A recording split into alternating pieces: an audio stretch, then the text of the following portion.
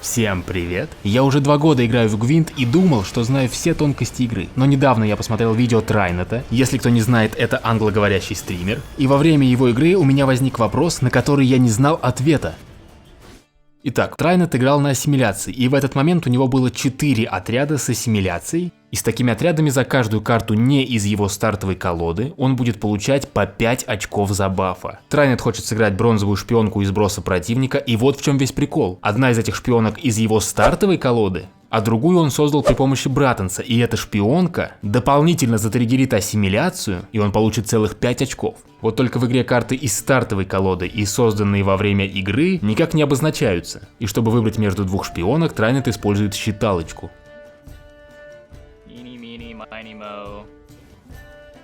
И вот тут у меня возник вопрос, можно ли было как-то отследить нужную шпионку? Есть ли какой-то определенный порядок, по которому располагаются карты в сбросе? Или карты в сбросе отображаются хаотично? Давайте разбираться. В качестве примера мы будем разбирать игру Трайнета. Во время первого раунда в сбросе противника оказывается 3 карты. Сначала врата, потом корабль, а потом туманник. Но если мы нажмем на сброс противника, то карты нам покажут в обратном порядке. Тут пока все легко и понятно, поэтому переместимся в конец первого раунда. Трайнет играет Братанса и создает шпионку, за которой мы будем следить. Чтобы нам было легче за ней следить, давайте пометим ее желтым треугольником. Итак, первый раунд окончен, и возникает новый вопрос. В каком порядке карты с поля попадают в сброс? Здесь не будет ничего необычного, так же как и активация способностей карт. Сначала в сброс попадает рукопашный ряд слева направо, а потом дальнобойный ряд слева направо.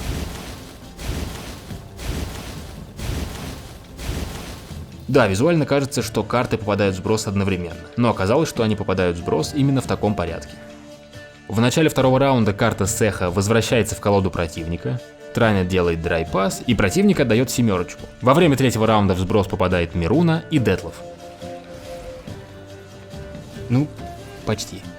И прежде чем мы перейдем к моменту из начала видео, давайте предположим, где должна располагаться нужная нам шпионка.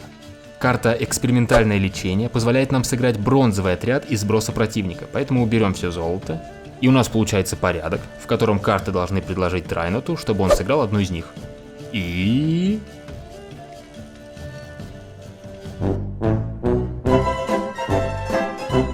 Когда я узнал, что карты с экспериментального лечения не совпадают со сбросом, я подумал, что все. Видимо, карты, которые работают со сбросом, используют свой особый польский порядок. Но потом я присмотрелся, и как оказалось, карты, которые работают со сбросом, сохраняют порядок, но показывают его в правильной последовательности относительно того, как карты попадали в сброс.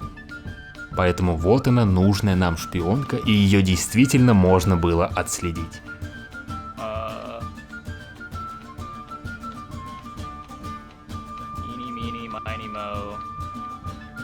Считалочка подводит Трайнета, и он теряет целых 5 очков. Спойлер, в этой игре он все равно победит, но вы и сами прекрасно знаете, что иногда не хватает хотя бы 1 очка, чтобы была ничья, и хотя бы пара очков, чтобы была победа. А здесь потеря 5 поинтов. Казалось бы, можно это списать на неудачу и на рандом, но мы теперь с вами знаем, что это самая настоящая невнимательность и ошибка. И было бы неправильно не сказать, но в будущих играх Трайнет придумал, как различать шпионок. Он просто взял 2 анимированные шпионки в свою колоду, которая состоит из обычных карт. На самом деле знание порядка карт в сбросе практически бесполезно. Единственное практическое применение это только для колод ассимиляции. Но лично мне, спустя пару лет игры, узнать еще правила, которые, казалось бы, на виду, было очень приятно.